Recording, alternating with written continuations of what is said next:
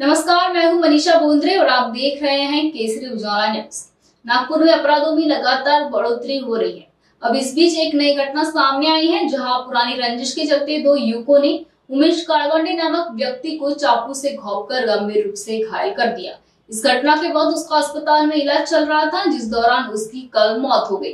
फिलहाल आरोपी पुलिस गिरफ्त में है।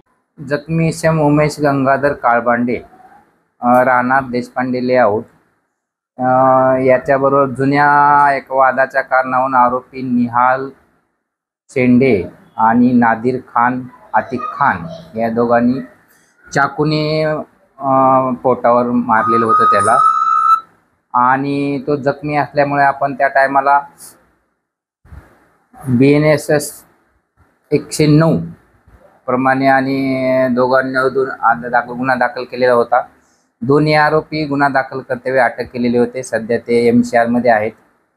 जखमी इसम हा काल रात्री मयत झाला अशी हॉस्पिटलची MLC आम्हाला प्राप्त झाली। त्यानुसार जखमी इसमाचं पोस्टमार्टम करून अंत्यविधी झालेला आहे आणि सदर आरोपींना सध्या जेलमध्ये आहेत।